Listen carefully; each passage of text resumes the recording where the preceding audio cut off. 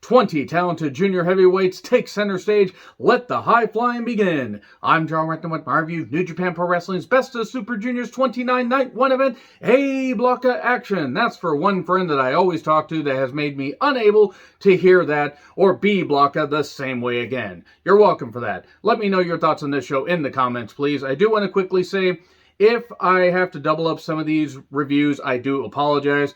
It is also entirely possible, based on how the views are for this tournament, that I might end up just reviewing a few of the shows, because I think this is a pretty talented field, bit of an odd field, especially now that the borders are, and the restrictions are opening back up, so they get to bring in more talent. They don't just have to rely on, home country talent. It's pretty cool. And there are some people in this field I really didn't expect. Now, do check out my Best of Super Juniors predictions video if you would like to know my thoughts on that, but let's dive into A Block of Action. So, the theme song is ass, absolute ass. I'm sure the band is talented, but it's not very good. So, a video package giving us a rundown. That was kind of cool, seeing, how talented these people are, and then we get to see some undercard matches as well as A Block of Action. So, Kevin Kelly, Chris Charlton in person for the first time in a while. That's really cool. So we have Master Wato, Tenzan, Tiger Mask, and Robbie Eagles in trunks, not in pants for some reason. He really should go back to the pants. The pants work better. Taking out Wheeler Yuta, Nakashima, Oiwa, and Fujita. I'm not even going to attempt to pronounce their first names because I can barely pronounce their last names. Really cool to see Wheeler Yuta in Japan. I know he was part of the New Japan Strong brand before AEW scooped him up, and now he's getting to be part of this. This is cool. So, Eagles versus Wheeler Yuta. That could be very fun. In fact, I'm very much looking forward to that. And the Young Lions got to show up. Fujita got in a lot of shots. Hits an incredible dropkick. Also, Nakashima looks a bit like if you mashed up Shibata and Yoshihashi, Human Centipede them together. So I'm conflicted on that.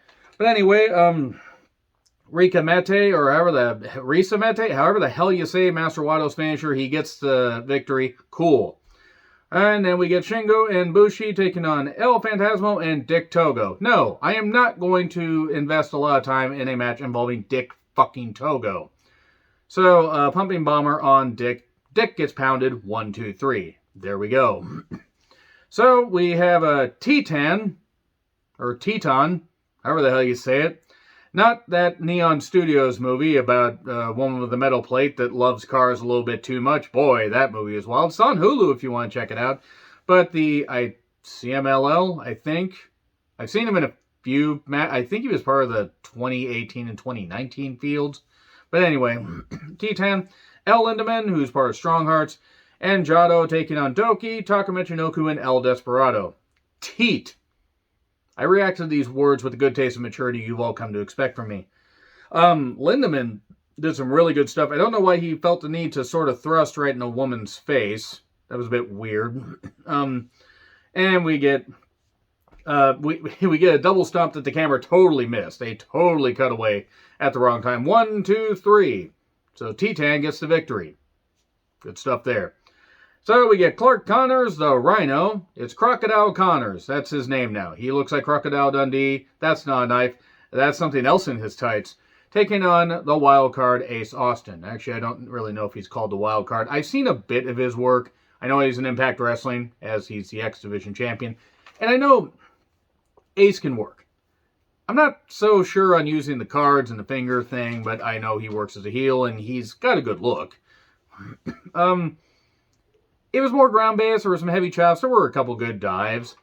And then we get a nice spear by Connors. We did get a cool pounce. That was nice. The pounce by the Rhino.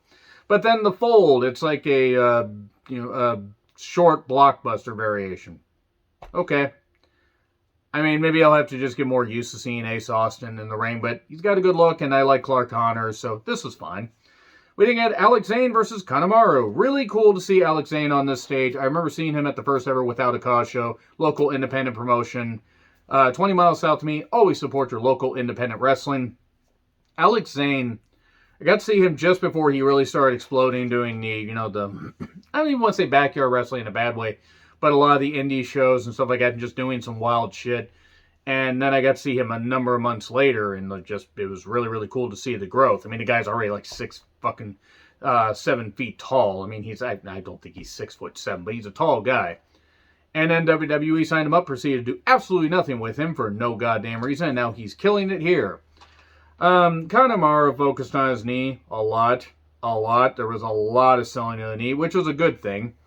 And then Cinnamon Twist, Spiral Tap Variation, 1, 2, 3. Good. I enjoyed this. So we get Francisco Akira taking on Sho. TJP's in the corner. Can we not with TJP? Wrestling has evolved beyond the need for TJ fucking P at this point. There was a jump start by Sho. Shocking. Choking, as it were. If you keep the BS with Sho to a minimum, I will actually enjoy him. Unfortunately, they didn't, because he kept dragging the referee along with a chair and then slammed Akira's face into the wall. Whatever. There was a ref bump, of course. At one point, TJP takes away the wrench. Oh no, he threw a wrench into his plans. Chris Charlton with possibly the line of the tournament, and it's only night 1. I'm not a fan of TJP as a human being. Who is? Nobody is. TJP is pretty much a garbage person. He's exposed his whole goddamn ass and then some on Twitter. He's talented in the ring. He's just not nearly as talented as he thinks he is. Fireball, some kind of double knees to the back. 1, 2, 3. Okay. It was fine. I don't care about this House of Torture stuff. Show can work. Keep it to a minute. Keep the BS to a minimum, and I'm fine. Hiromu has his book back. His baby book back. And him and Taguchi proceed to do comedy. In case you're unfamiliar with Hiromu's book, I think he had it for 2018. I believe he had it for... I think he only had it for 2018. But he had a book, and like... the people that are going to be, like, oh, this person, here's what this person is. And Taguchi wasn't going to do any butt stuff, and then he proceeds to do that. This is a little too much comedy. I mean, and Taguchi can do some comedy and can also work. When he does this kind of stuff too much, it gets a little annoying. And there was some nice ankle. There were a few decent wrestling moves, but eventually Hiromu just wins with a roll-up, and I didn't care. It just kind of blended together. And then Ishimori took on Yo, where, hey, wrestling broke out, and Yo got his shoulder focused on because Red Shoes got distracted by, I don't know, a squirrel somewhere with laser eyes. And Ishimori took the chair and whacked it into Yo's shoulder that was by the post. Then focuses on that. Yo manages to hit a cool dive and then tope hits or targets the knee with some nice ankle focus and a heel hook. But eventually another post spot and the bone lock. He locked onto Yo's bone. He would not let go of Yo's bone. He would strangle and jerk and pull on Yo's bone until Yo had no choice but to tap out. Otherwise, his bone would have been seized. Seize the bone. Nobody gets that. Unless you're a Riff Tracks fan, you don't get it. So yeah, Ishimori gets a victory, cuts a promo. There we go.